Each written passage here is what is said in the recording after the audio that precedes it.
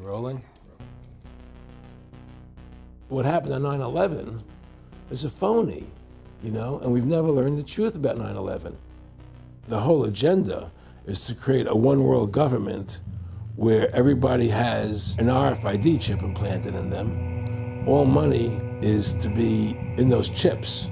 And this is given me straight from Rockefeller himself. This is what they want to accomplish. Aaron, what do you think women's liberation was about? We, the Rockefellers, funded that. We funded women's lib.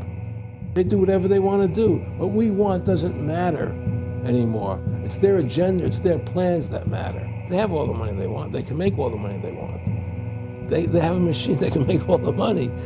It's not about money. It's about control. It's about their vision of how they want to see the world. You hear George Bush saying democracy means freedom. No, democracy equals New World Order. I believe God put me on this earth to be the best person I could be, and put everybody on this earth to be the best they can be. You have to stand up for what's right in life. And unless you do that, you're nothing.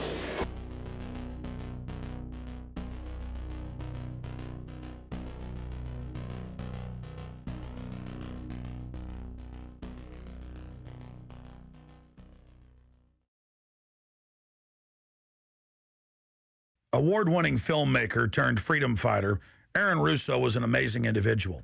He'd been battling cancer for more than 3.5 years when he began making America Freedom to Fascism, that he shot, directed, edited, pretty much on his own with just the help of a few people. An amazing individual.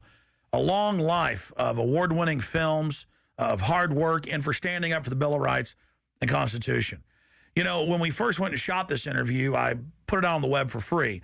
But parts of it have never been seen. So here today, you're going to have a chance to see the in-depth interview, the final interview with Aaron Russo. But his important work lives on. He made one of the definitive films exposing the elite that control this nation and the world, the private Federal Reserve. And the information he put out 2 years ago rings more true today than ever. And his film, America Freedom to Fascism, and Mad as Hell, and the other great works he did just continue like ripples in a pond to light bushfires in the minds of men and women everywhere. So this film is dedicated to the one, the only, Aaron Russo. You rolling? I'm honored to be interviewed by Alex Jones, a truth seeker, fighting for justice in America. Alex charming me. It's getting me all smiley. Aaron, when did you start to think something was wrong in the world, or start to find out about the whole banking cartel and the Federal Reserve System, but the New World Order? Well, that was a progression of events. I've always been a very independent person, always believed in individuality, and that we were put on this earth to be unique individuals to fulfill our God-given potential, and that the only way to fulfill your potential is to be free, to find out who you are, and to make your errors, to make mistakes. And as I grew up, I began to realize more and more the government was inhibiting me in things that I wanted to do. And what happened, I was very successful in the ladies' lingerie business. I worked for my dad. He had a small undergarment business, and I created the first ladies' bikini panties back in 1963, actually. And then I opened up a nightclub in Chicago called the Electric Theater that opened up the day Martin Luther King was assassinated. All right, and so the city of Chicago was in flames the day my club opened, and nobody came out to the club. And well, what happened was that that was the year of the Democratic Convention in Chicago in '68. And so my club became a hangout for the hippies, and because they wanted to go to Chicago and protest what was going on. And I was having a concert at my club one night to raise money. And the police raided the nightclub, my club, for no reason at all. And I was standing outside in my office overlooking the street, and I saw all these paddy wagons pulling up in front of my club. And I was a 24-year-old kid. I had no experience at all, really. So what are these paddy wagons doing here? And then I saw all these cops getting out of the paddy wagons coming into my club. I said, oh my God, they're raiding me. And so I ran down to the stage, and I got on the stage, and I stopped the band from playing. And I said to the people in the audience, we're being raided, so sit down on the floor, cooperate, and plot your identification and cooperate with the police. And as I said that, two of the cops from behind threw me onto the floor and grabbed me and started dragging me out of the club. I'm going, you know, victory, victory. You know, I'm playing it for all it was worth at the time. I was a kid, and then I saw the fire department there, and the fire department was dumping garbage cans, the garbage all over the floor. And I thought to myself, well, why are they doing that? You know, very quickly as they were dragging me out, and I didn't quite understand it. So they threw me into the paddy wagon. As I got into the paddy wagon, one of the cops grabbed my testicles from behind and squeezed, and I went into the paddy wagon in gigantic pain. And the next person that came into the paddy wagon, the cop, as he was stepping in, the cops took the billy club, smashed him on the head with it, and just split his skull, you know, for no reason. I mean, there was nothing wrong. So that was kind of your wake-up. That was my awakening. It's like, what is going on? I thought this was America. So I initially blamed it on Chicago and Mayor Daley, thinking it was Chicago. And anyway, it was the headlines of the newspapers the next day. You know, there was my picture in the newspapers, headlines, electric theater short-circuited, it was raided. And in the article, they went ahead and they said that the reason they raided the club was because the fire department came there and saw it was messy, full of garbage, and the hippies started attacking them, which was totally not true. Those dirty hippies? It was totally false. You know, it was a complete fabrication. So they ran a false flag on you. They framed you. Yeah, of course. You know, and I was in shock. I said, people lie like that? People actually do these things? I couldn't believe it. You know, it was an awakening to me. And I went on television, I told people on television that they lied. Nobody cared. Nobody cared what the truth was. You know, it was shocking to me. And then a week or 2 weeks later, I forget exactly what it was, two cops come to see me, a lieutenant and a sergeant, a captain and a sergeant. And they said, Mr. Russo, we're sorry if you got hurt that night at the club in the raid, but we're here to tell you that if you want to keep the club open, it's going to take $2,000 a month, and we're going to come see you once a month, and whenever we have to raid you, we're going to call you, you know, and we'll let you know we're going to come in tonight and raid you. This was mafia. Well, the police mafia, Yeah. you know. And actually, it was actually more interesting than that. They said, listen, there's the A plan, there's the B plan, and there's the super deluxe plan. And this one will cost you, each one will cost you that much money a month. Which one do you want? What was the super deluxe? That's the one I took. That was a $2,000 a month plan. And I took that plan, and I paid them $2,000 a month, and they left me alone. And whenever they were going to raid the club, they would come there, we're going to have a phony raid tonight, you know, just to look good for the people in the neighborhood, you know. So that was your first big education? That was my education into corruption in government, you know, but I really thought that was basically Chicago. I didn't realize it was the whole country was like that. And so that was my wake-up call, that people lie and cheat and steal. And I thought everybody was always honest and nice and decent, and I had no idea about any of these things. Well, what happened with me was that they finally one day they came to me and they said, look, we can't take your money anymore. I said, why, what's up? What's going on? I said, we have to close your club. There's elections coming, and the aldermen in the neighborhood don't want you open anymore. So we can't take your money. So I had to go to court and fight them, and they were trying to close the club. And then one night there was a fire, and the club never reopened again. The club just closed, and that was the end of the club. And they burned me down. And that was the end of my experience. And then I moved back to New York, where I met Bette Midler, and I ran into her at a little nightclub she was playing called The Improv, and I thought she was fabulous. And through a series of events, I began managing her. And as soon as I started managing her, her career took off like a rocket. You know, it was just fortuitous, I guess. And we became very, very successful. And through managing Bette, I started producing shows on Broadway where I won the Tony, and I produced a television show where I won the Emmy with Dustin Hoffman and Bette, you know, and then I produced The Rose for her, where she got Academy Award nominations. And then that led me to producing Trading Places, which everybody knows, you know. I think it's the best Eddie Murphy movie. Well, it's a good one. I don't know if it's the best, but it's a really good one. And I'm very proud I made that movie. And so in my mind, I feel as if I've made a classic comedy in Trading Places. a classic musical in The Rose, and a classic documentary in Freedom to Fascism. So I'm very proud of my work that I've done as a filmmaker. Aaron, why do you do this? What's the philosophy of your life? What do you think life's all about? I think the importance of life is to like yourself. If you don't like yourself, nothing means anything. To like yourself means you have to respect yourself. To respect yourself means you have to take actions that you respect if somebody else did them. And what's the point of living if you don't like who you are? You can have all the money in the world, and if you look in the mirror and you don't like what you see there, what's the point of it? So to me, the most important thing is that I like who I am, and that I take actions that I would respect if somebody else did them. That you live a life of character, honesty, truthfulness, and I believe that a person has the ability to mold their character like a sculptor can mold a piece of clay. There's no saying that a leopard never changes its spots. I don't believe that. I believe people have the total ability to mold their character into what they choose to be in their life, what their ideals are. And that's what I try to do with my life. I am not the same person today as I was 30 years ago. I've changed a lot because I wanted to be something better than what I was before.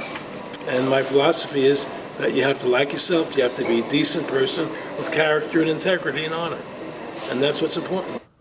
Back in the late 80s, I was a pretty big silver trader and gold trader. And I don't think I've ever told this story on tape before. I was a pretty big silver and gold trader. And I always paid my taxes, and I took what was a legal tax deduction on my silver trades. And a few years later, I think it was 88 or 89 or something, the IRS claimed that what I did, and other people did as well, was now illegal. We couldn't do it anymore. But they made it retroactive. I said, what do you mean retroactive? It was legal then. I did what was legal. I said, yeah, but now we're making it illegal retroactively. And that's not good. So you owe us $600,000 or $800,000. For what? It was legal. How could you make something retroactive? Change the law backwards in time. It makes no sense. Well, we're doing it. And so everybody said they can't do that. So we went to court, a class action lawsuit. And the judge agreed with the IRS and said they could do it retroactively. And that's when I knew that there was something wrong in America with the IRS and the system here, Aaron, you were telling me this story last night, and before you even finished saying, in the late 80s, the tax law, I said retroactive. And I knew that because they literally ruined my dad, but he paid. He didn't know. He still thought this was America. And it was legal tax law, what you're supposed to do. They said retroactively you owe, and with not just retroactive, but they said you also have penalties and interest. That's right. So how do you have penalties and interest on something when they retroactively change the law? Well, first of all, they can't retroactively. How can you do anything retroactively? Penalties and interest are a farce. The whole thing, because they do whatever they want to do. And that's when I realized America is not America. It's not the land that I was taught it was. Because they can do whatever they wish to do. And there's nothing the citizen can do about it. Now, you've made America Freedom to Fascism. I want to walk through that film, and I want to encourage everybody out there to get a copy of it on DVD. It was also in theaters around the country, and I think the best film out there on the Federal Reserve and the IRS and the whole banker scam, and I want to discuss that with you here. But I wanted to go back a little bit to the point that we discussed last night, where you don't advise people to not pay. And I do the same thing. People say, well, wait, you're saying it's a scam, but you're saying go ahead and pay it. And I like the way you summed it up. Well, it's really fairly simple. I mean, since making that movie, many people come to me and ask me whether they should pay their income taxes or not, and I never advise people not to pay. And the reason I tell them, I say, look, I've done a lot of research. The Supreme Court has ruled that the IRS has no authority. The 16th Amendment did not give the IRS the authority to tax your labor and your wages. That's a fact. All right, the Supreme Court is the law of the land, and the IRS does not trump the Supreme Court. However, that being the case, the fact is, if the mafia would come to you and say, we want $2,000 a month or we're going to hurt you, I would not advise you not to pay them, because you may get hurt by not paying them. Whether it's legal or not doesn't necessarily matter. You're going to get hurt if you don't. It's the same thing with the IRS. they can hurt you. They can put you in jail. They can torture you. So if you don't pay them, you may get hurt. So I never advise people not to pay. You know, I tell people, yeah, pay your taxes. Look what happened to Congressman Hansen. Yeah, Congressman Hansen's a great example. Pay your taxes. But you know what? Shut down the Federal Reserve System, and eventually you won't have to pay those taxes anymore. See, the IRS is a symptom of the problem. The real problem is the banking industry and the bankers in this country. That's where the real problem lies. That's the root of our problem. Well, that's why we've lost America, okay? So yeah, pay your taxes, because if you don't pay them, you might get hurt. And I've heard all the arguments, you know, what tax protesters say and so on and so forth. And I don't call them tax protesters. I call them the tax honesty movement, because they're being honest, you know, at least. But the fact of the matter is, you're being forced, you're being compelled to pay it because you're facing jail sentences, you're facing time, you're facing corruption of the courts if you don't pay, right? And so you pay it, because you just like you'd pay the mafia. But with the mafia, at least you have the government to call and try and help you to get past the mafia, to protect you. Here you have nobody to protect you. The American people are living in a matrix. They don't understand the truth of how things are working in this country, you know? And let me give you an example of what I'm talking about. The very fact is that if you ask 100 people on the street, what kind of government is America supposed to be? 99% of them will tell you a democracy. America is supposed to be a democracy. But that's a lie. That's an illusion. The word democracy is not written into the Constitution at one time. It's not in the Bill of Rights. It's not in the Declaration of Independence. The Founding Fathers hated the idea of a democracy. They thought it was the worst form of government there is. And I agree with them, because in a democracy, 51% of the people control 49% of the people. If you're part of the 49%, you're not free. America was founded as a constitutional republic. And in that constitutional republic that we have, 99% of the people can't take away the rights of 1%. You have your rights because you were born with them. You have God-given human rights that nobody can take away from you. The government, the majority, no matter who they are, I can't take away your rights. And that's what our founding fathers gave us. But the psychological operations that they do to us, they make us believe that we're a democracy and that majority rules, you see? And they want you to believe that, because then they tell you this poll says this many want this and this many want that and this many want this, and it doesn't have anything to do with anything. Well, Hitler was elected. Hitler was elected. Hitler did everything legally. And in a constitutional republic, a minority is protected against a majority. Wasn't it Benjamin Franklin, to paraphrase, that said, democracy is two wolves and a sheep voting on what's for dinner? Exactly. And then he also said, in a republic, the sheep would have a gun to protect himself, you know? And that's the truth. America's not a democracy, but you ask the most intelligent people what form of government America is supposed to be, they'll say a democracy. Because that's what they've been brainwashed. They've been psyoped into believing that. They believe that we're in Iraq. They believe we're in Iraq to promote democracy. The word democracy, you hear George Bush saying democracy means freedom. No, democracy equals New World Order. Democracy equals slavery. The word democracy is not synonymous with freedom. It's the opposite of freedom. Democracy is the worst form of government you can have, because it's majority rule. And the government can tell you exactly what they want to tell you to do, because the majority wants it. I don't care what the majority wants. I live my life as I choose. And if I don't commit violence, theft, or fraud against another human being, I can live my life as I wish. That's my choice. And if I'm allowed to make mistakes, because when you make mistakes, you learn from them. You grow as a human being. We're put on this earth to become the best individuals we can be, to fulfill our God-given potential, right? We're not here to put on this earth so that the government can tell us how to live our lives and what we must do. We put into these systems and these paradigms. No. The same thing in health. You know, if you're sick, you have to have a certain protocol. Nonsense. You know, be individuals. Think for yourself. Have critical thinking, you know. And so what's happened is that because they've taught everybody that we're a democracy, which is not true, now, so then in 1913, they bring the Federal Reserve System into being, right? And now you have this Federal Reserve System, which then in 1913 got the right to create money for the government, when before that the government created its own money. Now the government, when it needed money, had to borrow it from this private bank called the Federal Reserve, which is a private bank owned by individuals, incorporated in Delaware. And so what happens is now the government borrows money from them to fund the government. Then the government says, well, we have to pay these people interest.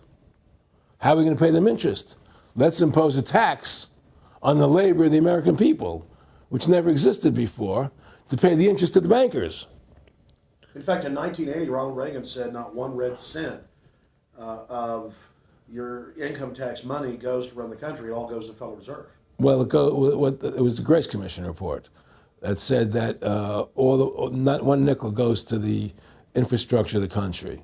You know. I guess Reagan quoted that too. Right, and so, but the point I'm trying to make is that by creating this Federal Reserve System, the government now became dependent on these private banks for money.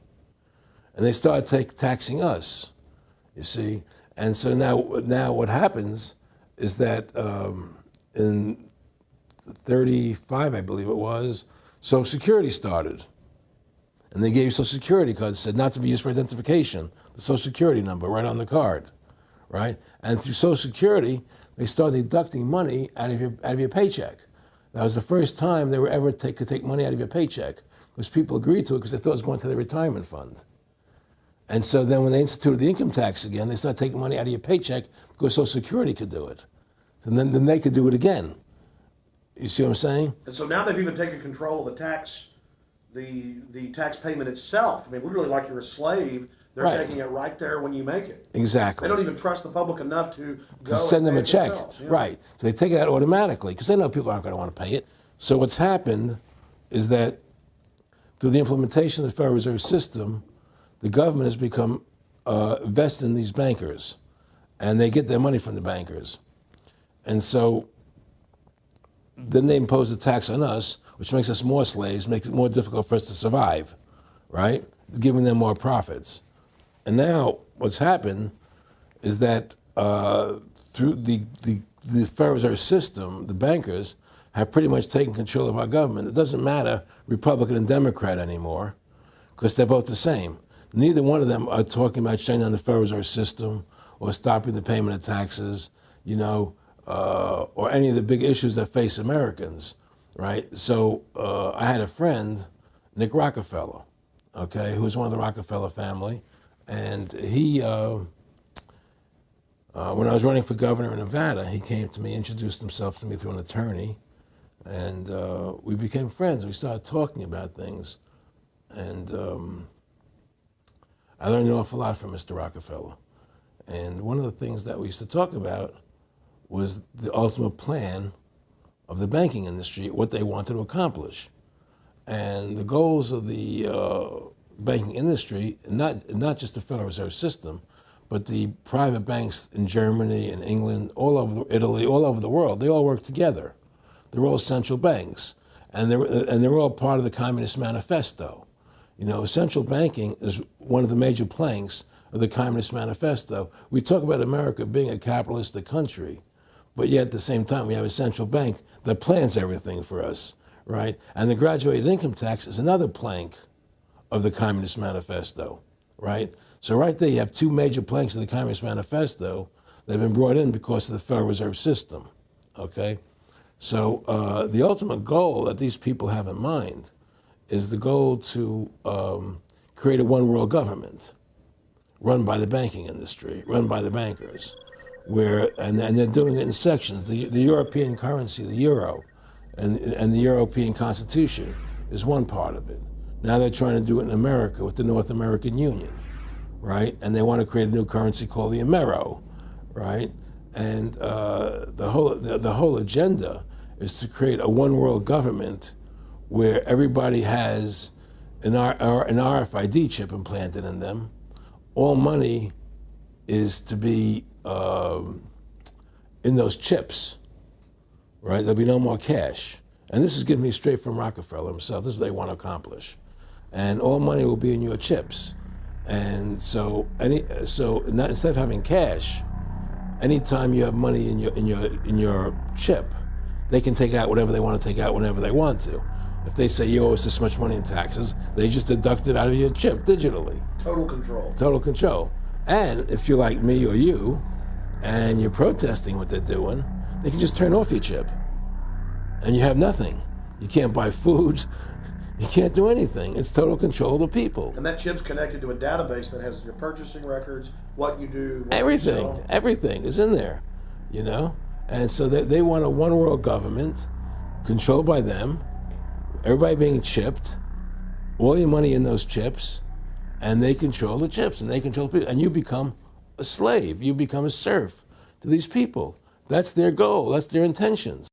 More than a decade ago, I began getting secret government documents, and we published them, where the feds were training the local police and the military that gun owners, conservatives, people that made frequent references to the U.S. Constitution were terrorists. That's a quote. But in 2009, it broke into the national media when we received the secret MIAC report from a state police officer.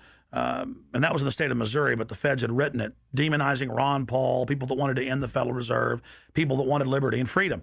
And now more secret reports have been released, like the Department of Homeland Security report, which the feds admit they wrote, that says returning veterans are the #1 terror threat in America, that gun owners are part of that #1 threat, that people buying ammo are the #1 threat. Think about this. You have these private bankers overthrowing the United States, and they're secretly training the police that gun owners and patriots and veterans are the #1 threat. So they're saying the American people that follow the Constitution and Bill of Rights that'll actually stand up against this tyranny are terrorists, because they are the terrorists. They are the criminals coming in with a corporate takeover, a hijacking of the nation. Eric, can you be specific about when you met Rockefeller, how it happened in these discussions? I met Rockefeller through a female attorney I knew who called me up one day and said, one of the Rockefellers would like to meet you. I had made a video called Mad as Hell, and he'd seen the video and wanted to meet me and knew I was running for governor of Nevada. So sure, I'd love to meet him. And I met him and I liked him, and he was a very, very smart man. And we used to talk and share ideas and thoughts. And he's the one who told me 11 months before 9/11 ever happened that there was going to be an event. Never told him what the event was going to be, but there was going to be an event, and out of that event, we were going to invade Afghanistan to run pipelines from the Caspian Sea. We were going to invade Iraq, you know, to take over the oil fields, establish a base in the Middle East, and make it all part of the New World Order. And we'd go after Chavez in Venezuela. And sure enough, later, 9/11 happened, and I remember he was telling me how how you're gonna see soldiers looking in caves for people in Afghanistan and Pakistan and all these places, and there's gonna be this war on terror, which is no real enemy, and the whole thing is a giant hoax, you know. But it's a way for the government to take over the American people. He told you it was going to be a hoax. Oh yeah, oh yeah. There's no question. He says there's gonna be war on terror, and he's just laughing. There's no, who are we fighting? I mean, why do you think 9/11 happened and then nothing's happened since then? Do you think that our security is so great here that these people who pulled off 9/11, who were able to, can't knock down another plane? Come on, it's ridiculous.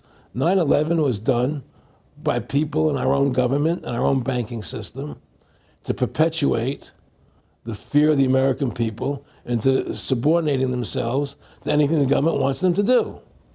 That's what it's about, and to create this war, this endless war on terror. And that's why and that was the first lie. And the next lie was going into Iraq, you know, to get Saddam Hussein out with his weapons of mass destruction. That was the next lie. Now, specifically, this was a little over 6 years ago? This was 11 months before 9/11. Yeah. And Nick Rockefeller, who's a lawyer, he's become your friend over the previous years, and he's saying to you that there's going to be this big event, and then out of that we're going to have a war on terror, and it's just going to go on and on. Right. An endless war on terror without any real enemy. That you can never, so you can never define a winner. And did he say that it's going to be perfect because you can't define an enemy, it just goes on Yeah, and on? because you can't define a winner. There's no one to beat, so it goes on and on forever. and they can do whatever they want. They scare the hell out of the American public. Look, this whole war on terror is a fraud. It's a farce. It's very difficult to say it out loud because people are intimidated against saying it. Because if you say it, they want to make you into a nutcase. But the truth has to come out. That's why I'm doing this interview. The fact of the matter happens to be that the whole war on terror is a fraud. It's a farce. Yeah, there's a war going on in Iraq because we invaded Iraq. And people over there fighting, you know. But the war on terror, it's a joke, you know. And until we discover what really happened on 9/11 and who was responsible for 9/11, because that's where the war on terror emanates from. That's where it comes from. It was 9/11 that allowed this war on terror to begin. And until we get to the bottom root of 9/11, the truth of 9/11, we'll never know about the war on terror. Aaron, you said that he was, and I think it's important, and I know this about the Rockefellers, from Dr. Dennis Cuddy and many others, who literally, you'll be 20 years old in a lunch line at college, and no, there's David Rockefeller. And here's here, I mean, they're experts at recruiting and getting what they call players, and that clearly he was, I mean, I want to make it specific and just get you to reiterate what you said last night about you got 30% of the vote, you were having an effect, you made mad as hell, they knew that you'd started the Constitution Party, they knew that you were somebody who was taking action and getting things done, you'd already made some big films, had a lot of other successes, right. So they were trying to recruit you, and didn't it come down to the point of, hey, we are here to recruit you, and don't worry, your chip's going to say, don't mess with us, you know, this guy's don't touch. Yeah, yes, that did happen. I was definitely being recruited, but it's more subtle than that. Well, in your words, just go through the process, and then what he said. Well, what it is remember we were friends, and we used to go to my house a lot. We'd have dinner, we'd talk, and he'd tell me about business investments that he'd get involved in, you know, or they would help me with this business investment or that business investment. And was I interested in joining the Council on Foreign Relations? You know, I would have to get a letter to join them, but was I interested in that? And, you know, just stuff, you know, leading you on. And I used to say to him that I never really did that because that wasn't where I was coming from. You know, as much as I like you, Nick, you know, your ways and my ways, we're on the opposite side of the fence. You know, I don't believe in enslaving people, you know, and he would come back with, oh, I do? Or? Well, it would be more like, you know. It's better for them. Well, it's more like, you know, how do I put it? It was like, what do you care about them? What do you care about those people? What difference does it make to you? Take care of your own life. Do the best you can for you and your family. What do the rest of the people mean to you? They don't mean anything to you.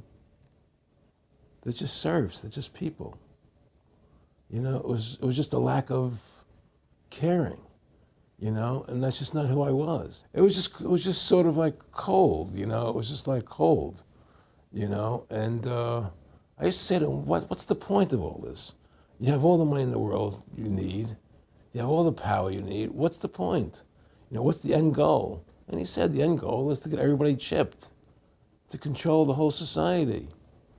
To have the bankers, the elite people, you know, the bankers and some governor controlling the world. And I said, do all the people in the Council on Foreign Relations believe this way you do? He said, no. You know, most of them believe they're doing the right thing. A lot of them believe it's better off being socialistic. You know, we have to convince people that socialism is really capitalism. Because America's becoming a socialist country. It's a communist country today. And here we are years later after Aaron Russo points out that this is not a capitalist or free market country, but is really socialist. In fact, here's the cover of Newsweek. We are all socialists now. But this isn't the socialism the public thinks it is, where the government robs from the rich to give to the poor. Actually, it's always the big banks, the elites throughout history that fund socialism. They want to use the middle class's money to basically domesticate the working class and expand the size of government so it can basically, in the end game, eradicate the middle class and have a giant submass of uneducated slaves who have no chance of ever rebelling against the tyranny, and a tiny elite in control of it all. And that is the very nature of this New World Order system. They are using big government to strangle competition, to take control of the people, to break up the family, to basically set up a global plantation or neo-feudalist state? Well, one of the things they told me was that he was at the house one night, and we were talking, and he started laughing. He said, "Aaron, what do you think women's liberation was about?" And I said, I had pretty conventional thinking about it at that point. I said, I think it's about women having the right to work, getting equal pay with men, just like they won the right to vote, you know? And he started to laugh. He said, "You're an idiot." And I said, "Why am I an idiot?" He said, let me tell you what that was about. We, the Rockefellers, funded that. We funded women's lib, you know? And we're the ones who got all over the newspapers and television, the Rockefeller Foundation. He says, and you want to know why? He says, there were two primary reasons. And they were, one reason was we couldn't tax half the population before women's lib. And the second reason was, now we get the kids in school at an early age. We can indoctrinate the kids how to think. It breaks up their family. The kids start looking at the state as the family, as the school, as the officials, as their family, not as the parents teaching them. And so those are the two primary reasons for women's lib, which I thought up to that point was a noble thing. You know, when I saw their intentions behind it, where they were coming from when they created it, the thought of it, I saw the evil behind what I thought was a noble venture. Aaron, did you know that Gloria Steinem, in one of her own books, now admits the CIA funded Miss Magazine? No, I had no idea about that. No, I never heard that. Yeah, we're going to... CIA funded Miss Magazine? Funded Miss Magazine with the stated goal of taxing women and breaking up the family.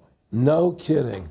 I never heard that. Well, Nick told me. I mean, I know it, but not because I know the CIA was involved in it. Well, Gloria Steinem was proud of it. Oh, the CIA wanted to help women. No kidding. So they funded it, yeah. And of course, it's divide and conquer. Right, and of course. What they do is they focus in, obviously, on real problems. Women were getting shafted in many ways, but the elite wasn't planning to help them. They were planning to really shaft them and take men away from them. Look at what they did with black families. You only had about 10% illegitimacy 50 years ago in black communities, and now it's over 90%. And look at welfare. You were going to give you some money, but you can't have a man in the house. Right. And so that was further to degrade the family. Totally destroyed.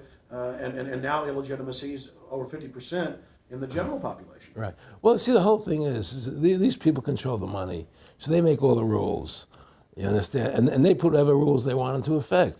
And the truth is, America has really become a socialist, communistic country.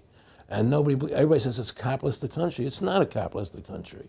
You know, how can it be capitalistic when you have a central bank? That's the first. It can't be. You know, It's a planned economy. It's a planned economy. It's a phony. If they want to create prosperity, they just print dollars. They just make dollars or put digits into the economy, and then now you have prosperity. You don't have real prosperity. You don't have real manufacturing. You just have money being injected in. It's an infusion of credit, which only makes the government go into more debt. Into more debt. The Federal Reserve is poison to our country. Of course it is. It's poison. Whoever makes the money makes the rules. Rothschild said that, and they make the money. Why are we allowing these private bankers to make the money for our country? It makes no sense. Why are we paying interest to these banks to make money for us when the government can do it itself without paying interest and without all that debt? There's no answer to that question, and it's the question no politician will raise. Everybody talks about America's debt, how much debt we're in. We're in debt because we have to borrow money. But we don't have to borrow money. They designed it so we go into debt. Exactly. We can create the money and back it by gold so they can't create too much of it. So you don't have the inflation. And do what the founding fathers gave us. But instead, the bankers make the money, they control the government, they buy the politicians, they tell us who gets into office. You have computer voting, that's a fraud. They do whatever they want to do to us. They do whatever they want to do to us. And it has to stop.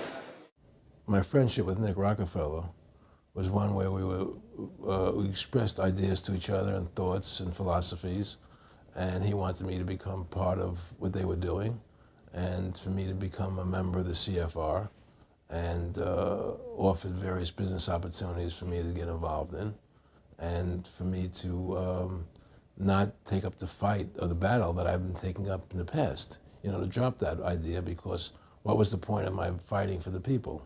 I was a guy who was very successful in the movie business, and I saw the truth of what was happening. I try to express it to the people.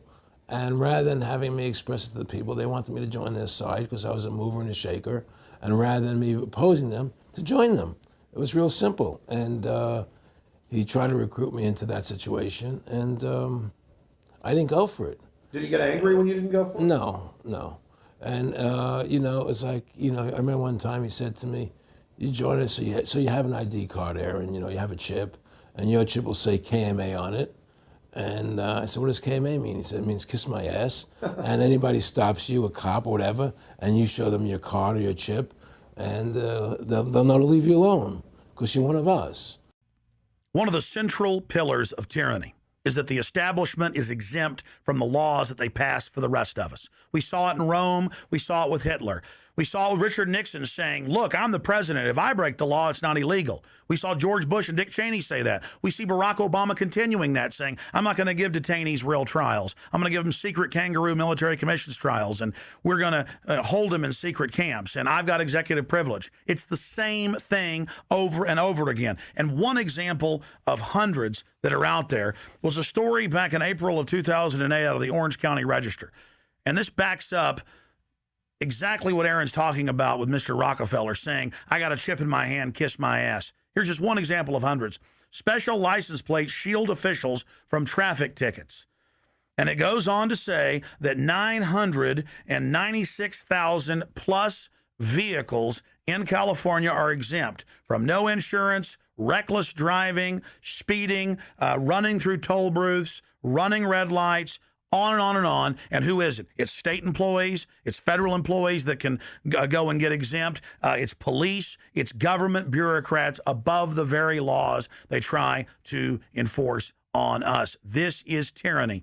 And so literally all over the nation, they've tried to pass it in Texas but failed. They want it where the police are above the law, where the government officials are above the law, where they have immunity, where they can't be prosecuted for crimes. Congress exempts itself from most of the tax laws and other laws that they put on the rest of us. They're exempt from Social Security, and they get a pension that pays out on average 5 times what citizens get.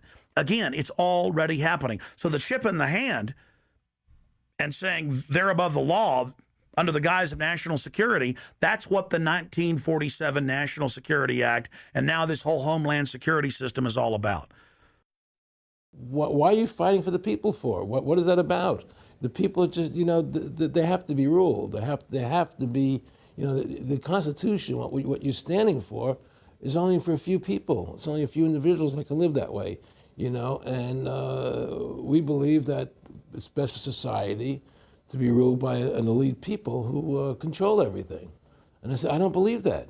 You know, I believe God put me on this earth to be the best person I could be, and put everybody on this earth to be the best they can be, not to be a slave and a sheep to you and these people. And I don't understand why you want to control everything. What is the need for that, you know? And I asked them, do all the people in the Council on Foreign Relations feel the same way you feel? He said, no, a lot of them think they're doing the right thing. They think that socialism is the best way to go.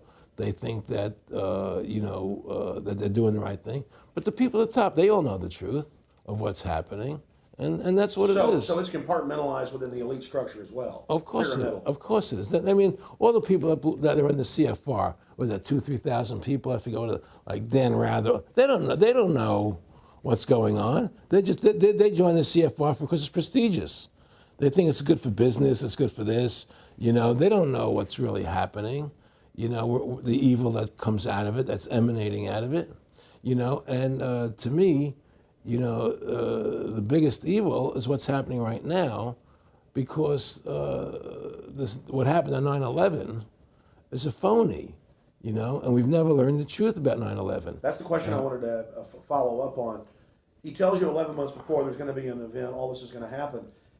What did you think on the morning of 9/11? Where were you, and did you think about Nick Rockefeller and what he had told you when you saw those towers fall? No, I was actually in Tahiti when 9/11 happened, and I got a call from my son, and my son said the Twin Towers, they were just attacked and they were falling down or something. So what are you talking? I was in Tahiti, I was asleep, and he said, yeah, they were hit by a plane, da da da. And so where I lived, where I was in Tahiti, there was no television, so I had to run the other side of the island to a hotel where they had, and it was all on television, you know, and that's when I first saw the stuff on TV about it. And I didn't immediately equate it to Nick, you know, but when I realized that we're going to go into Afghanistan, Iraq, and as that developed, I realized what it was. How could there be a war on terror and actually say that we're having a war against terrorism and leave the borders wide open? If you were the President of the United States, or I were the President of the United States, and 9/11 really happened the way they want us to believe it happened, the first thing you would do is shut down the borders so people couldn't get in the country to harm you. But they left the borders wide open because the bankers want the borders open because they want a one-world government. They want a North American Union. They don't want borders here. The 9/11 was only a manifestation. It was done to create a fear in the American public, right? So that we will obey what they want us to do.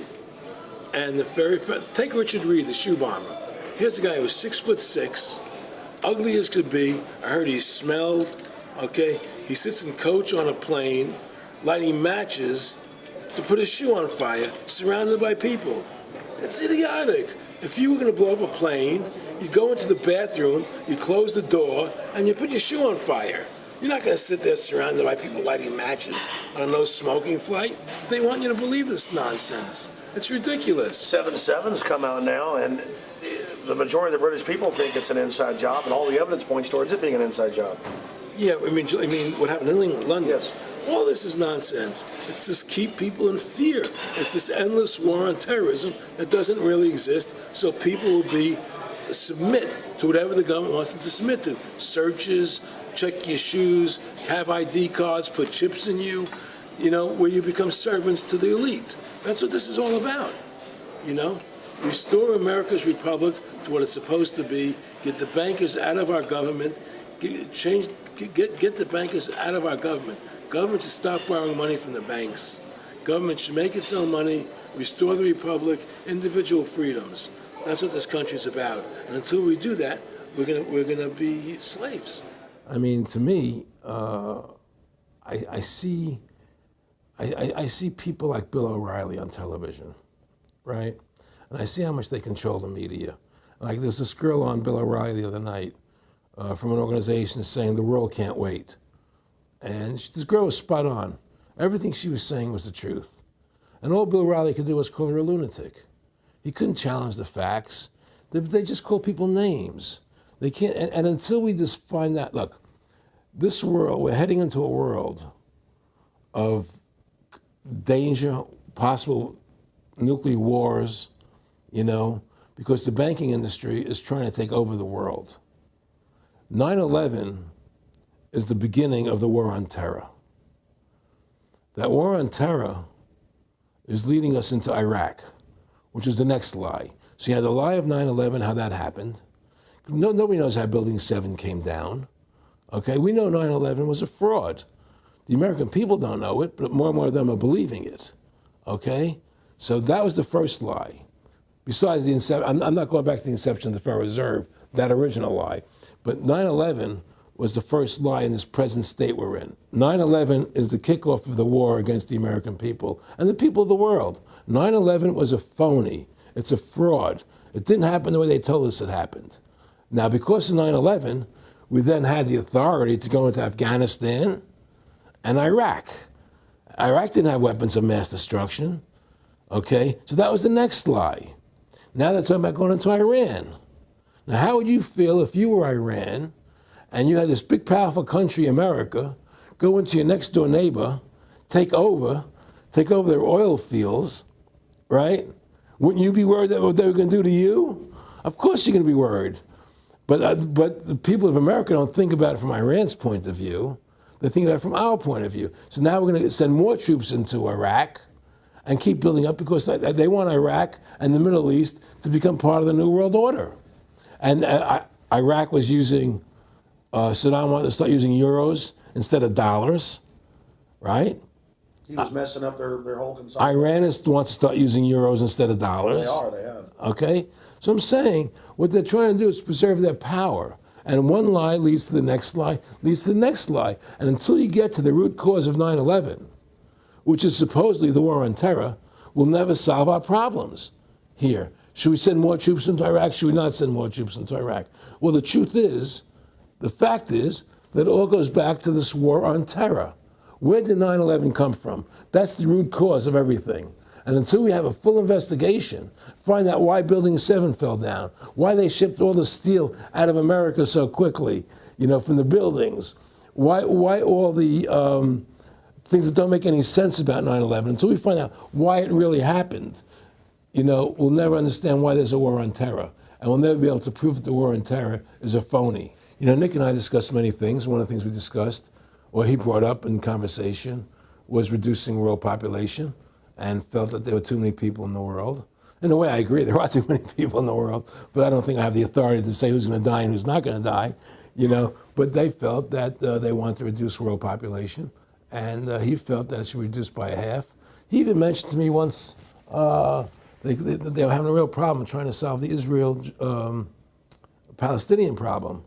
And he talked to me once about they were playing with the idea of bringing Israel to Arizona, and taking all the people from Israel and giving everybody $1 million and setting up Israel in the state of Arizona. Unbelievable. Just to end that problem, because that's a problem that they're not in charge of, in a sense. They're not controlling that problem. They're very arrogant. They can do whatever they want to do. We've given these people the authority to create money out of thin air, and through that device, they control everything.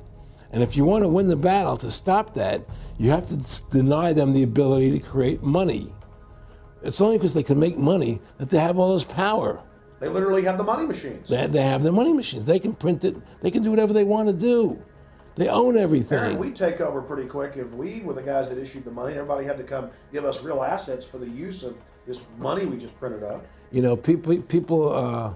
I tell people, why in the world does the American government borrow money from the banks when they have the ability to create it themselves without borrowing it and paying interest on it?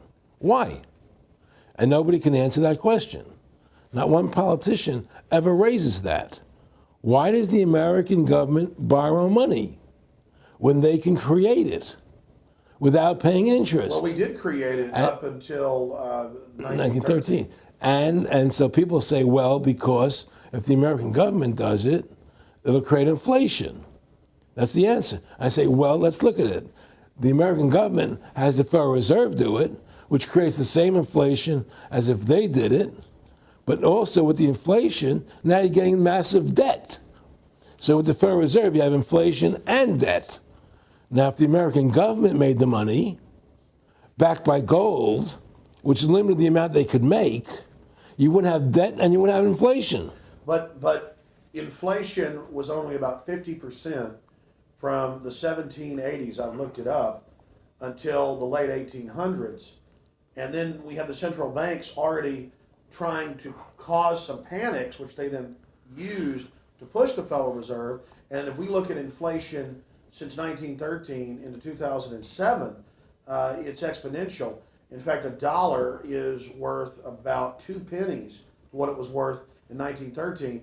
Federal Reserve Chairman, former Federal Reserve Chairman Alan Greenspan, doubled the money supply from 2000 to 2006.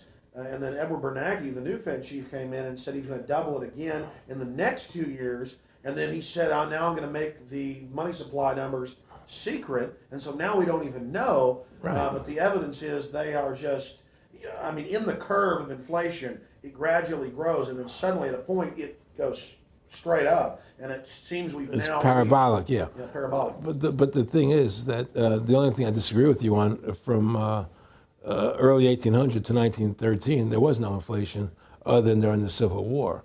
When Lincoln was well, I'm talking about how much $1 was worth, and I know it never changed. There was no inflation in that whole 100 years. There was no inflation. People knew what the money was worth. They could retire. They knew what it would cost them to live their lives out. There was no problem. It was only since 1913, when the Fed came in, that we created massive inflation and massive debt. So then what you said earlier, then there really wasn't inflation. There was no inflation. So you don't get inflation when the government issues the money, at least in the U.S. history. Well, not if it's backed by gold. Well, exactly. But I'm talking about, and I did look this up, and I believe that if you look after the country was set up, and some of the things that happened with Andrew Jackson and the rest of it, there were points where it spiked and there were manipulations. There were points, mostly during the Civil War. Yeah. And that's because Lincoln printed so much money. Exactly. That's right. But once that ended, but basically there was no inflation other than that during that short period of time. I mean, a loaf of bread was a loaf. Of course, the same thing. People could plan their lives. Today, they've planned inflation. Now you have two parents working. They can't afford to pay for their family anymore. The kids are going to state-run schools now. The kids are being indoctrinated how to think. They're being given Ritalin. They're being given all these drugs. The whole country's being dumbed down. It's all because of the Federal Reserve System. And the Federal Reserve System and these bankers are responsible for the demise of America. And if we ever want to win this battle, you must shut down the Federal Reserve System. And we must shut down these bankers and restore sound money to this country. Will you talk a little bit about some of the families that own the private Federal Reserve, the stock in it? And I mean, obviously, you say you're not a big expert on Bilderberg Group, but you talk about how it's the same system worldwide. It is the same families. They meet and kind of set the policy each year, and then it goes to the Royal Institute of International Affairs in England, it goes to the CFR in the U.S., and then these are their management bodies where they wield control, really the de facto Congresses over the nation. So, I mean, I would like to get you to speak some about the families that own and run the Federal Reserve, and if you can't connect it into these other international bodies. Well, I can't speak to those families because I can only speak about, what I know for fact. Everything else is speculation, and I don't like to speculate. I know about Rockefeller because I was friends with him. We talked about it, and I can tell you firsthand. What did Rockefeller tell you about the Federal Reserve and their family owning part of it? Well, he said the New York Fed is the main controlling interest of the Federal Reserve System. They control the bulk of it. So the New York Fed is really the Federal Reserve System. Even though there's 12 different banks, it's run by the New York Fed. And the New York Fed is basically the Federal Reserve System.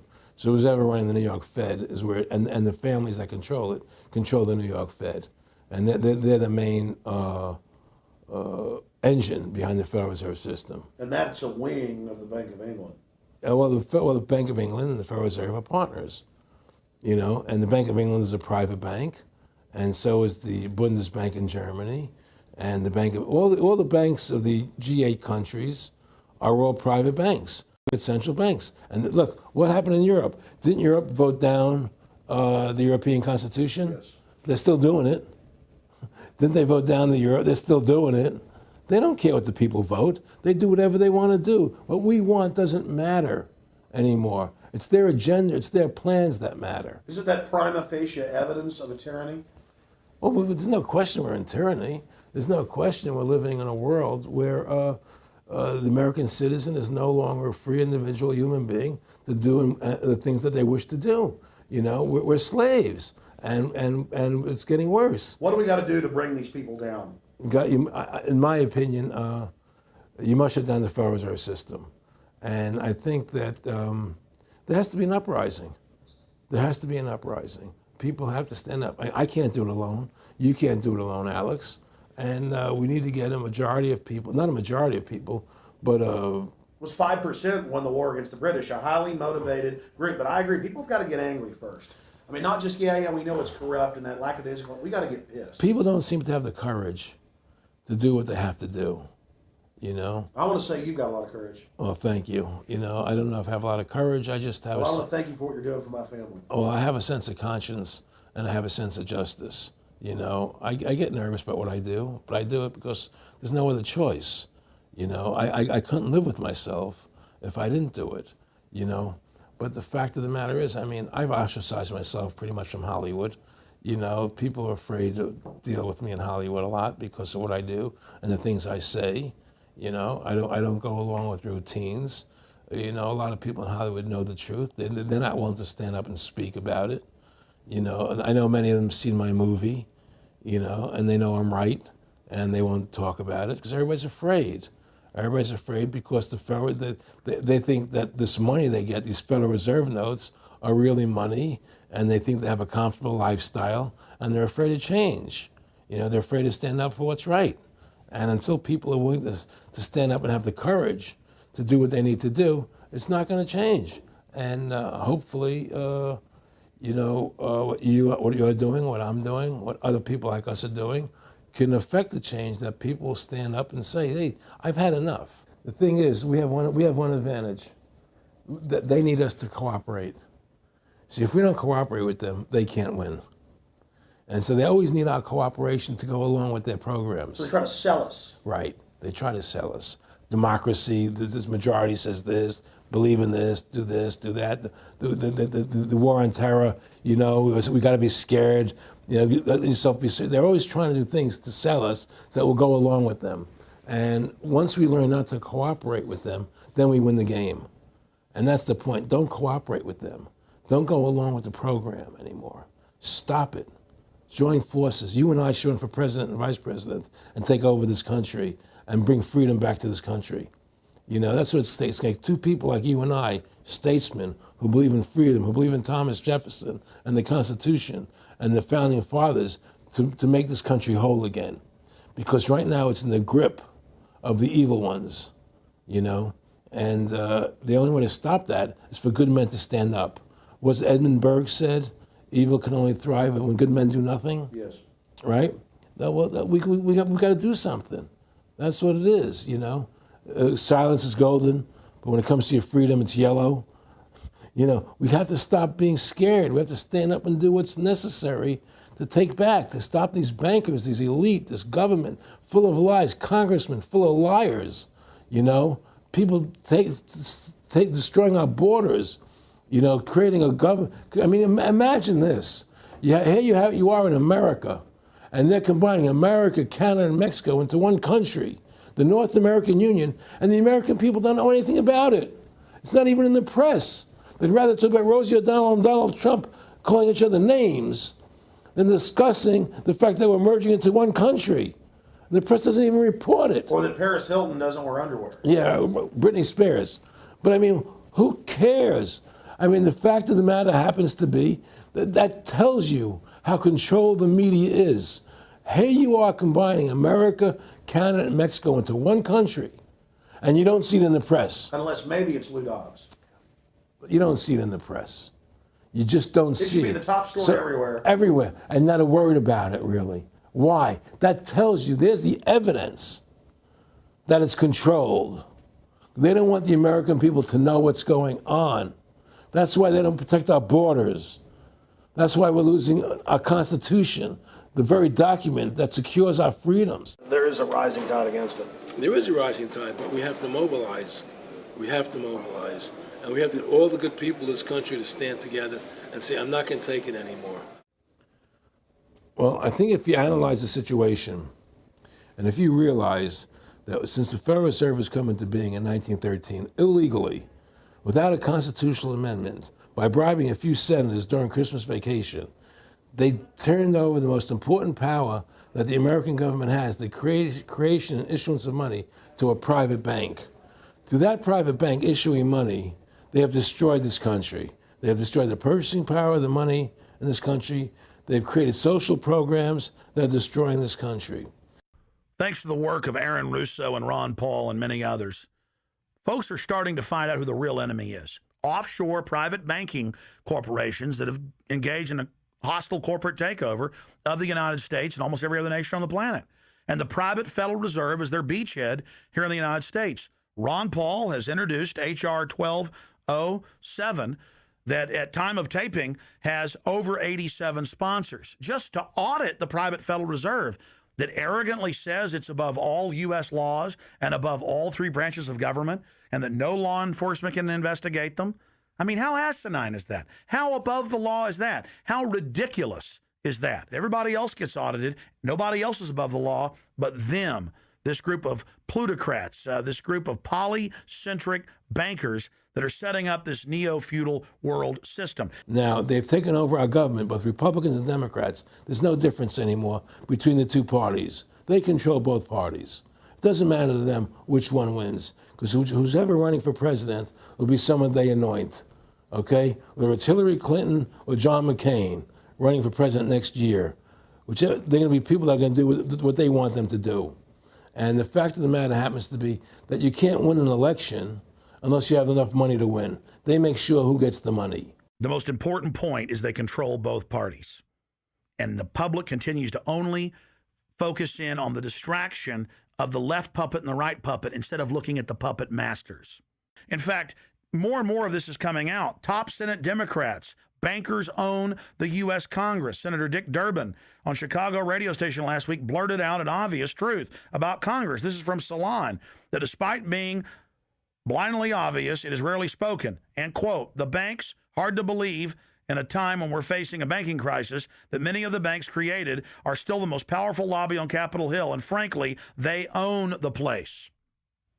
So there is one of the most powerful Democrats in the country, top Senate Democrat, saying bankers own the U.S. Congress. It's true. Let's admit it. Let's stop debating the two puppets they put out in front of us, the liberal puppet, the conservative puppet, and then every time we wake up to one of the puppets, they just replace it with another puppet. Let's look past the puppets to the puppet master above them that's controlling the puppets. That's all Aaron Russo and myself and Ron Paul and so many other people are saying. Let's get back to a culture of liberty versus tyranny, not this left-right diversion. You know, when folks are sick of Obama in 4 to 8 years, they're going to put a Republican in, and they'll put out different rhetoric, but carry out the same operation. Because as the top Senate Democrats said, the bankers own the place, even though they engineered the crisis. And make no mistake, they did engineer it by design. Their own documents, their own IMF and World Bank documents admit that. And out of this crisis, they're setting up the new Bank of the World, according to Time Magazine and Newsweek and the Wall Street Journal and just hundreds of publications with headlines like, and now for world government in the Financial Times of London. They create the crisis and then say, okay, our Ponzi scheme's falling apart and bankrupting you. Give us $12.8 trillion in the first 6 months of the banker bailout.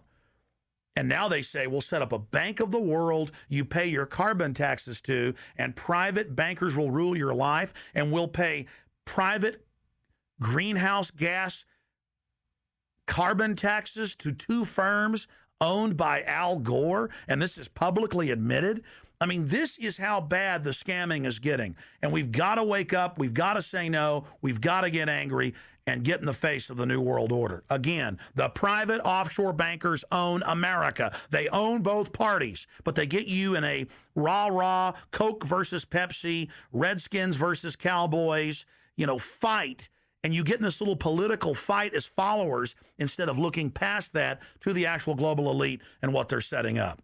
So through these bankers attempting to taking over America, knowing that America was the freest nation in the world, it was necessary for them to take over America, take away our gun rights of freedom to bear arms, and create a country where we become slaves. Because once they take over America, the rest of the world becomes a lot easier for them. And so by creating 9/11, an event to terrify the American people that were being attacked by terrorists, you create a world where there's an enemy that can never be pinpointed. You can never win the battle.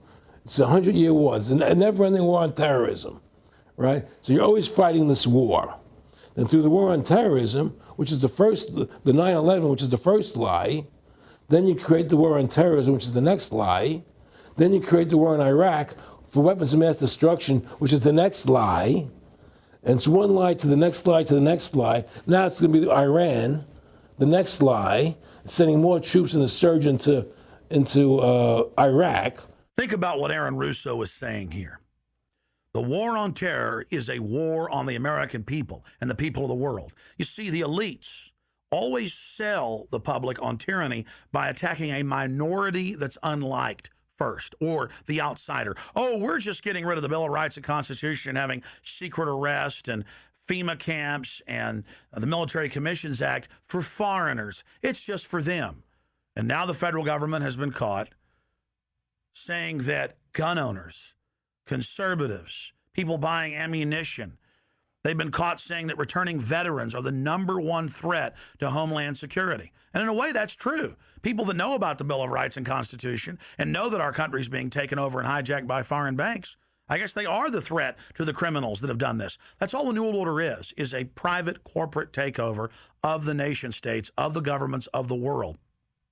And then these private corporations bring in a tyrannical form of neo-feudalism that they call corporatism or fascism. Mussolini said that fascism should properly be called corporatism. And that's what it is. And they create the socialism to get control of the wealth and to control society. And then they pipe the profits to themselves. So they socialize the general public to get control of us, but it's private above us. It's basically just slavery. Now, think about what Aaron Russo was saying here, and it's absolutely true. This is a war on the American people. They build Homeland Security, they build the police state in the name of fighting foreign enemies, and then they flip it all around to use it against the American people, and the MIAC reports and the DHS reports and the rest of it. This whole thing was set up for the people, and Aaron Russo nailed it.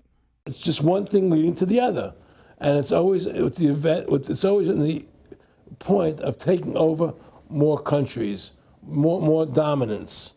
You know, making sure the American dollar, making sure the G8 stays in control of everything. And what they want to do is to control the American people, control the people of the world, put RFID chips in everybody, so everybody's a slave to these central banks. Did you ever talk to Nick Rockefeller after he told you all this and then 9/11 took place? No. But he did. He told me that you're going to see men running around caves looking for Osama bin Laden. You know, you're going to see men looking for, you know, these guys, and they're going to be, you know. They told you it was all going to be bull. It's a phony. The whole thing is a fake. It's a fraud. Was he laughing, or was he just coldly saying this? No, it's more laughing, cynical, laughing. You know, it's more like, look how stupid everybody is. Look how stupid everybody. We can do whatever we want to do. Well, it is ridiculous. It's like with Al-Zakari. They claim they killed him like 14 times. And then they never said, well, we didn't kill him last time, but we killed him this time. They never even, now they're like practicing being ridiculous. Well, what about bin Laden being in the American hospital, getting kidney help? Yeah. Right? In the American hospital, right? They could, if they wanted Osama bin Laden, they could have gotten him. Oh, yeah. He was right in the American, after the coal. Well, every time our troops really would keep catching Taliban leaders, they would be ordered by the generals to let them go. That's come out in the newspapers, but only here or there. And they kept going, and then Pat Tillman was complaining about it, and then he got shot. I talked to his brother. Oh, you did? And then he got shot, and there was a big hero charging Al-Qaeda. No Al-Qaeda, somebody shot him in the back. Look, we're dealing with complete evil. We're dealing with complete evil. And until the American people wake up and say, we don't want this evil in our country anymore, and we want to come back to a country of decency and goodness and integrity and honor, you know, we're going down that road. And that's what it's going to take. It's going to people to stand up and say, we don't want to live in this kind of a world anymore. You know, I believe we should pull all our troops out of Iraq. I believe we should leave other countries alone. Let other countries live their lives the way they choose to. You know, stop trying to spread democracy around the world, which is the worst form of government there is anyway. Restore our republic to what it's supposed to be, and go back to what the founding fathers gave us, and try and restore that. Restore the republic. Like the point of everything is that we have to mobilize. Each one of us. You and I can't do everything, Alex. You and I may be leaders. We may be out there, and people listen to us, what we have to say, and follow us. But the truth of the matter happens to be, it takes all Americans to stand together, to stand tall, to mobilize and say, we're not going to take this anymore. I'm mad as hell. I'm not going to take it anymore. We're going to stand up and fight the battle. And you and I can't do this alone. We're just leaders of the thing. But other people have to join in with us and stand side by side, shoulder to shoulder, and say, I'm not going to take it anymore. That's what it's going to take to win this effort, and to stop cooperating with the government and with all their rules and regulations, and to wake everybody up, to hand out DVDs of my movie, to hand out DVDs of your movie, to educate everybody to what's going on. Well, if you don't fight the corruption and you don't stand up for what's right in life, you can end up being a serf and a slave, and you're leaving your children a world that you wouldn't want to live in yourself. So how can you, in decency, behave that way? You have to stand up for what's right in life. And unless you do that, you're nothing. Well, freedom and liberty is what people really want, you know, and it's time to stop the duplicity of the government from lying to us. You see, many people know the truth of what's happening in this country. They know the truth, like the numbers you gave about 9/11. But they're afraid to stand up. People have to find their courage and stand up and say, I'm not going to take this anymore. I know the truth, you know. And it's like they create a situation where if you tell the truth, you're considered a lunatic. You know, in other words, if someone goes on a TV show and says 9/11's an inside job, oh, you're an idiot, you're crazy. They call you names. You can't be afraid of that. Well, it doesn't work anymore. I mean, they have no facts. Just calling you crazy doesn't make you crazy. Well, we know that. They also go get kooks who are kooks to put them on and then say they represent us. That's right, exactly. Another tactic. Exactly. And Bill O'Reilly's great at that. Sean Hannity is great at that. They just put people on who they can dominate, you know. But why do you think guys like that, they're not stupid? I mean, I've talked to people that know them. They know the truth. Why do you think they decide to join the evil? That has to be in their hearts. I mean, I had the opportunity to do that, and then in my heart, I couldn't do it. So it has. But I mean, how could you or I consciously be involved in something like putting AIDS virus in black Africans' vaccines? I mean, what the hell? I mean, it's like we're not good guys either. I mean, I don't think I'm like some special perfect person. What the hell's wrong with this elite? I mean, what are they running around doing evil? I mean, they just run around continually doing evil. Well, I think a lot of them think they're doing the right thing. I think a lot of them think they're doing the right thing. Not the top elite, but people within the system, you know. But I think that it's all about, as Nick said to me, it's about control and power. They have all the money they want. They can make all the money they want. They have a machine that can make all the money. It's not about money. It's about control. It's about their vision of how they want to see the world in their eyes. And you know, you and I believe in individuality, in the person being the dominant thing, the individual being the dominant person. Today we live in a world where institutions are dominant, not people. You know, the American, you know, we the people, by the people, for the people. Now it's we the institutions, by the institutions, for the institutions. People are secondary. It's all about corporations and institutions. And the Federal Reserve is the biggest institution in the world. You know, if you ask somebody what's the biggest corporation in the world, they'll say Google or Walmart or Exxon or something. But the biggest corporation in the world is the Federal Reserve System, right? And all the other corporations feed off the nipple of the Federal Reserve System. Well, it's like the Monopoly game. The bank always wins. It has unlimited money. It's not the people playing on the board. Exactly. The bank owns the board, the box, the shelf it's sitting on. But that's because you gave them the ability to make the money. You have to take that away from them. We need to take the bank away from the private bankers. Exactly. You have to take the creation of money away from the private bankers, and you'll solve 95% of your problems. Well, I mean, look at America. 10% growth rates every year like China's having right now. The U.S. had 10% growth rates until the Federal Reserve took over. And then if you look at that, it all starts really going downhill from there. Well, they destroyed the American worker. What they've done, here's what's happened. The Federal Reserve has created this massive inflation in America, which means that the American worker has to keep making more money to keep up with the cost of living. The more money they make to keep with the cost of living, the less competitive they become in the world economy.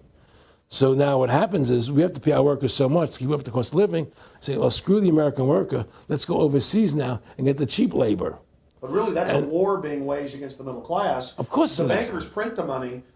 Really, this is a war being waged against the middle class. The bankers print the money. Everything they're doing is about destroying any private pools of wealth or independence. Yeah, but what I'm trying to say is because of the inflation that they've created, they've now allowed other countries to outcompete us. You see, because other countries don't have to pay as much money as we have to pay here to our workers to survive. Yes. So now we're not competitive anymore. So we've lost our manufacturing base. We've lost our competitive. In the old days, the American worker, you wanted to buy everything American. You wouldn't buy anything from Japan, which was cheap crap. And what does that leave us? It leaves America this military force, and so the elite's giving us a deal. We'll continue to build up your military and give you homeland security jobs, shift your economy over to being the bulldog enforcer of the New World Order. Exactly. You can either do, and by controlling the economy, they force everybody into that position. That's exactly correct. That's exactly correct. And there's no more manufacturing here. We're a service economy. We do nothing. We provide nothing. We provide nothing to the rest of the world anymore. Well, first of all, Freedom to Fascism is a movie that everybody should see, because we show the fraud of the income tax. We show how judges put people in jail for no reason. We show the corruption of the justice system, and we show how the Federal Reserve came into being and how it's controlling society, and how all the central banks of the world are working together through the Bank of International Settlements in Switzerland, which is the central bank for all the central banks, and how they all work together to create this one world government, the one world order, which is what they're trying to do. So Freedom to Fascism is a movie just to get you a good basic education about how the world is really working. And I really want everybody to see that movie, critical. In terms of the CFR, in terms of compartmentalization, I mean, there are many good people, I believe, that are part of these organizations who don't even understand what the organization's really about.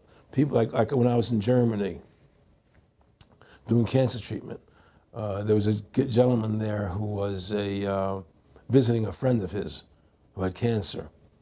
And he was a member of the CFR. And we were talking, and I showed him the movie. He said, "Oh my God, I'm going to resign. I had no idea this was what the CFR was about." He had no idea. He was just a nice guy who thought he was in this prestigious organization. Yeah, a lot of it's about getting good people, and so you can watch them. Keep your friends close, your enemies close. Well, no, it wasn't even that. It was, well, a lot of people join the CFR because they think it's a prestigious organization. It'll help them in business, make good business contacts. They didn't have an understanding that the CFR is really about world domination, about how they and the Trilateral Commission, the Bilderbergers, all work together, with the banks to control the people. A lot of them don't understand that. They don't see the big picture. Oh, it's CFR, it's a prestigious organization. I'll meet this one, I'll meet that one. I can do good business deals out of it. It's just business to them. The CFR wants to get the people in there that have influence and power, and so they're part of that. So they're not opposing them, It's like the whole country today is becoming the haves and have-nots. You're getting the very, very wealthy, the middle class is being destroyed, and you're getting the poor people. Isn't this just a slick mafia that took over and uses fancy PR? Well, you can call it mafia, you call it whatever you want, but it's definitely a criminal organization. There's no question about it. But it's a criminal organization that has prestige, that appears to have what's the word I'm looking for? Class, style. It's like, respected. It's respected. People don't look at it as being a criminal organization. That's what a great job they've done. People look at Alan Greenspan as being a hero. The maestro. What do you think happened with him in the late '60s? He wrote a big section, a chapter for Ayn Rand in a book, and he talked about how horrible the Federal Reserve was. We needed a gold standard. Now the bankers are robbing us. And then they literally came in and said, "Oh, and you see somebody who made a deal with Beelzebub." Well, exactly. You make a deal with the devil. I mean, it gave him a chance to be one of the most powerful men on the earth, and it gave him a chance to accomplish things he never thought he would accomplish in his life other than that. And it's very seductive. It's a very attractive perfume. I mean, I was attracted when they came to me and spoke to me about it. I thought about it. I was attracted to it, They asked me if I wanted to open up these nightclubs, open up a chain of Baywatch nightclubs, and we'll do this thing, we'll do that, and we can do this. I mean, all these things were proposed to me, business ventures. But you know what it is? It was your nature, though. It's the way you are. You couldn't take the deal. Well, I can't do that to people. I just can't be in a position where I can do that to other people. I have a conscience, and my conscience would not permit me to do that.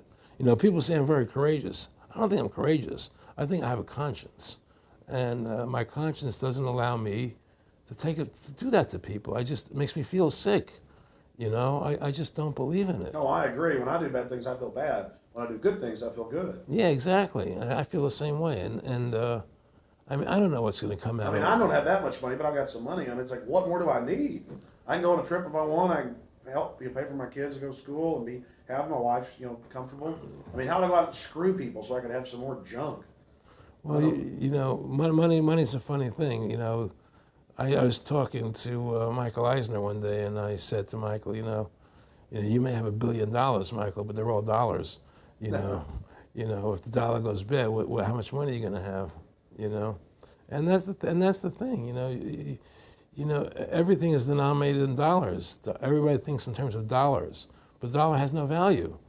And then someday it's you know, everything returns to the mean. Well, really, the whole universe, financial universe we live in, is a matrix fraud. Yes, it is. And that's why it's going to come crashing at some point. And they're going to try and hold it up as long as they can. I mean, whenever they want to manipulate the markets, they can. If they want to send the price to go down lower, they can. If they want to send the stock market up, they can. They do that. There's no more free markets. You don't live in a society where free markets rule anymore. You don't live in a capitalistic society.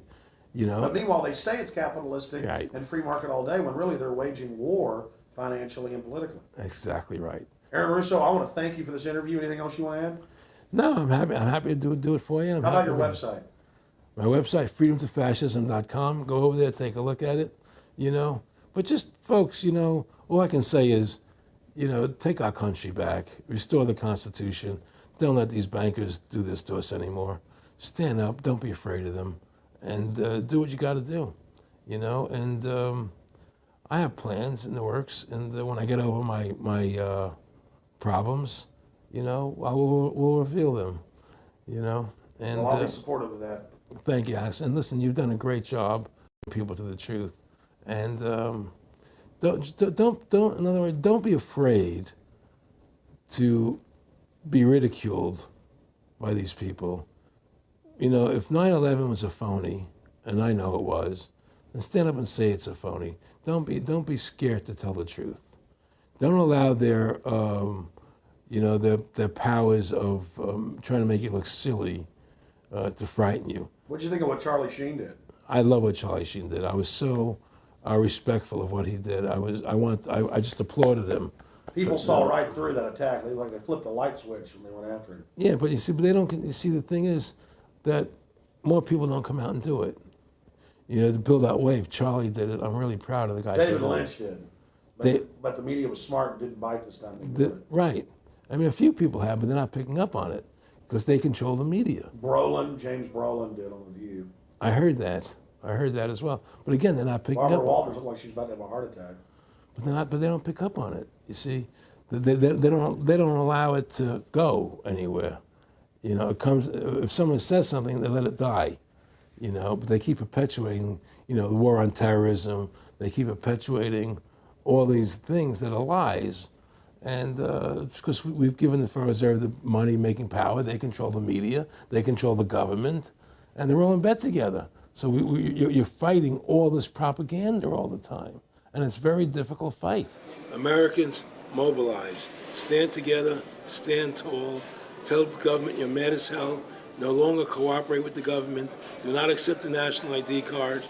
Do everything in your power to restore freedom and your individuality back to America. Stop being a country run by the institutions for the institutions. Let's go back to we the people, by the people, for the people, as opposed to we the institution, by the institution, for the institution. Stand up for your individual rights. Stand up for the godliness that's in each and every one of us. Thank you for watching this historic interview with Aaron Russo. Please don't just stand down after watching this film. Research the private Federal Reserve for yourself. Realize it is the main head on the Hydra that we have to go after. Realize that we can fight the political parties all day, but until we go after the heart, the root of the problem, nothing's going to get better. We have this ruling class of private bankers that issue all this fiat currency, and they have committed unbelievable crimes and have the audacity to claim that they're above the law. Ladies and gentlemen, now more than ever, we don't have a choice. It's us or them. Either the New World Order is removed from power, or the world faces more wars, more tyranny, and a nightmarish police state carried out by these eugenicists. So in the memory of Aaron Russo and every other freedom lover out there in history, and for the future of our children and the species, humanity itself, let's call for grand jury investigations of the private Federal Reserve. Let's arrest the bankers. Let's kick these foreign corporate criminals out of our country and get our constitutional republic back. Let's stop being distracted and diverted by the liberal and conservative puppets they stick up in our faces on television. Let's look past the front men to the actual architects of the New World Order and bring them to justice. There's no way these arrogant bastards can get away with this. if we expose them and speak out against them. And more, it's coming out even in the mainstream media that they are a pack of criminals who are above the law and who have hijacked our nation. But they're only above the law in our minds. We have to expose them as the criminals they are and bring them to justice. Look in the mirror. You are the solution. Take action and join the ranks of folks like Aaron Russo, Ron Paul, and so many others. God bless you all, and thank you for watching this presentation. Now spread the word about the true enemy of the people in the Fed, in the New World Order, in the hegemony of private central bankers.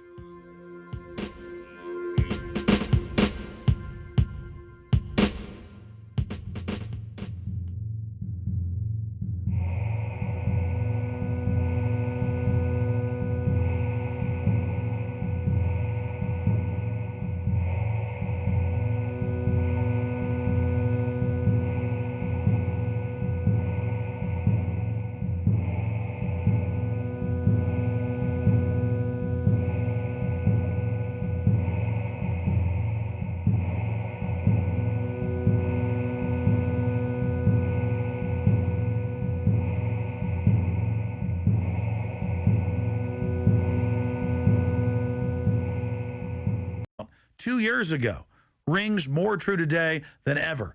And his film, America, Freedom to Fascism, and Mad as Hell, and the other great works he did just continue like ripples in a pond to light bushfires in the minds of men and women everywhere.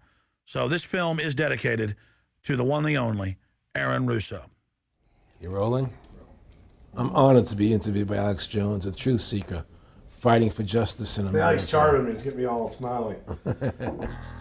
Aaron, when did you start to think something was wrong in the world, or start to find out about the whole banking cartel and the Federal Reserve System, but the New World Order?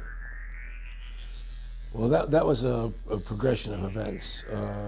I've always been a very independent person, always believed in individuality, and that we were put on this earth to be unique individuals to fulfill our God-given potential, and that the only way to fulfill your potential is to be free, to find out who you are, and to make your errors, to make mistakes.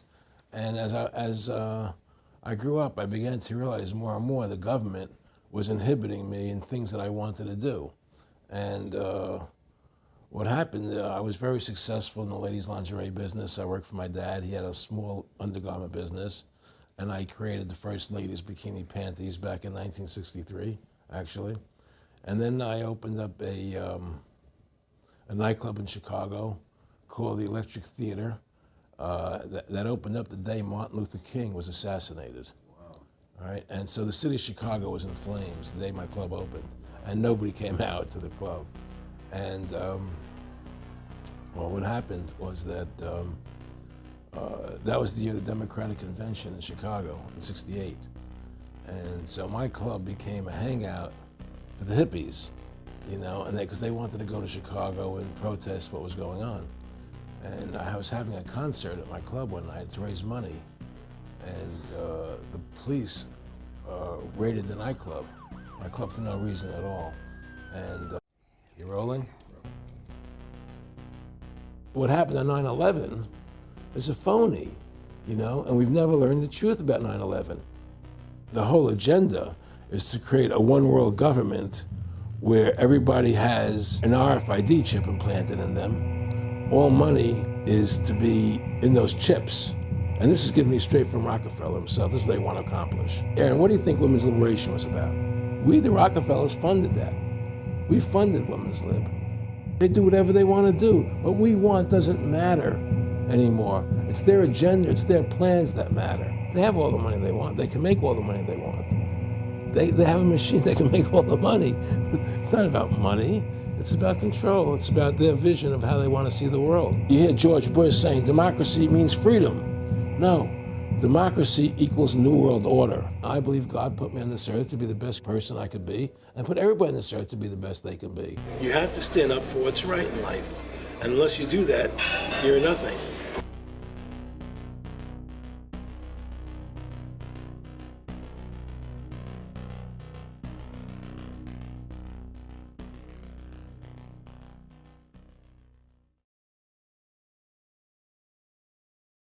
Award-winning filmmaker turned freedom fighter Aaron Russo was an amazing individual. You know, he'd been battling cancer for more than 3.5 years when he began making America Freedom to Fascism, that he shot, directed, edited pretty much on his own with just the help of a few people. An amazing individual. A long life of award-winning films, of hard work, and for standing up for the Bill of Rights and Constitution. You know, when we first went and shot this interview, I put it out on the web for free, but parts of it have never been seen. So here today, you're going to have a chance to see the in-depth interview, the final interview with Aaron Russo. But his important work lives on. You know, he made one of the definitive films exposing the elite that control this nation and the world, the private Federal Reserve. And the information he put out. It was a complete fabrication. So they ran a false flag on you. They framed you. Yeah, of course. You know, and I was in shock. I said, people lie like that? People actually do these things? I couldn't believe it. You know, it was like, it was an awakening to me. And I went on television. I told people on television that they lied. Nobody cared. Nobody cared what the truth was. You know, it was shocking to me. And then a week or 2 weeks later, I forget exactly what it was, two cops come to see me, a lieutenant and a sergeant, a captain and a sergeant. And they said, Mr. Russo, we're sorry if you got hurt that night at the club in the raid, but we're here to tell you that if you want to keep the club open, it's going to take $2,000 a month, and we're going to come see you once a month, and whenever we have to raid you, we're going to call you, you know, and we'll let you know we're going to come in tonight and raid you. This was mafia. Well, the police mafia, Yeah. you know. And actually, it was actually more interesting that they said, listen, there's the A plan, there's the B plan, and there's the super deluxe plan. And this one, of course, each one will cost you that much money a month. Which one do you want? What was the super deluxe? That's the one I took. That was a $2,000 a month plan. And I took that plan, and I paid them $2,000 a month, and they left me alone. And whenever they were going to raid the club, they would come there, we're going to have a phony raid tonight, you know, just to look good for the people in the neighborhood, you know. So that was your first big education? That was my education into corruption in government, you know, but I really thought that was basically Chicago. I didn't realize it was the whole country was like that. And so that was my wake-up call, that people lie and cheat and steal. And I thought everybody was always honest and nice and decent, and I had no idea about any of these things. Well, what happened with me was that they finally one day they came to me and they said, look, we can't take your money anymore. I said, why, what's up? What's going on? I said, we have to close your club. There's elections coming, and the aldermen in the neighborhood don't want you open anymore. So we can't take you. I was standing outside in my office overlooking the street, and I saw all these paddy wagons pulling up in front of my club. And I was a 24-year-old kid. You know, I had no experience at all, really. So what are these paddy wagons doing here? And then I saw all these cops getting out of the paddy wagons coming into my club. I said, oh my God, they're raiding me. And so I ran down to the stage, and I got on the stage, and I stopped the band from playing. And I said to the people in the audience, we're being raided, you know, so sit down on the floor, cooperate, and plot your identification and cooperate with the police. And as I said that, two of the cops from behind threw me onto the floor and grabbed me and started dragging me out of the club. I'm going, you know, victory, victory, you know, I'm playing it for all it was worth at the time. I was a kid. And then I saw the fire department there, and the fire department was dumping garbage cans, the garbage all over the floor. And I thought to myself, well, why are they doing that? You know, very quickly as they were dragging me out. And I didn't quite understand it. So they threw me into the paddy wagon. As I got into the paddy wagon, one of the cops grabbed my testicles from behind and squeezed, and I went into the paddy wagon in gigantic pain. And the next person that came into the paddy wagon, the cop, as he was stepping in, the cops took the billy club, smashed him on the head with it, and just split his skull, you know, for no reason. I mean, there was nothing wrong. So that was kind of your wake-up. That was my awakening. It's like, what is going on? I thought this was America. So I initially blamed it on Chicago and Mayor Daley, thinking it was Chicago. And anyway, it was the headlines of the newspapers the next day. You know, there was my picture in the newspapers, the headlines, electric theater short-circuited, it was raided. And in the article, they went ahead and they said that the reason they raided the club was because the fire department came there and saw it was messy, full of garbage, and the hippies started attacking them, which was totally not true. Those dirty hippies? It was totally false. You know, it was your money. So I had to go to court and fight them, and they were trying to close the club. And then one night there was a fire, and the club never reopened again. The club just closed, and that was the end of the club. And they burned me down. And that was the end of my experience. And then I moved back to New York, where I met Bette Midler, and I ran into her at a little nightclub she was playing called the Improv, and I thought she was fabulous. And through a series of events, I began managing her. And as soon as I started managing her, her career took off like a rocket. You know, it was just fortuitous, I guess. And we became very, very successful. And through managing Bette, I started producing shows on Broadway where I won the Tony, and I produced a television show where I won the Emmy with Dustin Hoffman and Bette, you know, and then I produced The Rose for her, where she got Academy Award nominations. And then that led me to producing Trading Places, which everybody knows, you know. I think it's the best Eddie Murphy movie.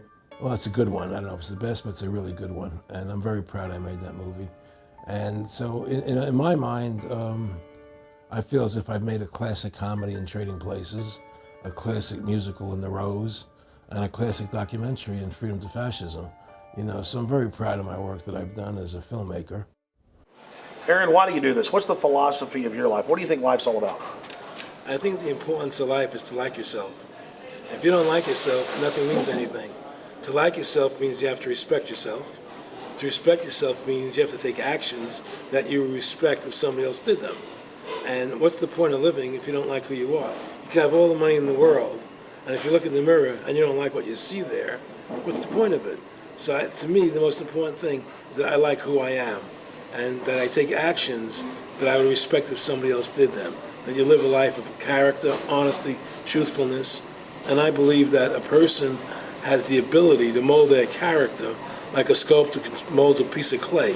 You know, there's no saying that a leopard never changes its spots.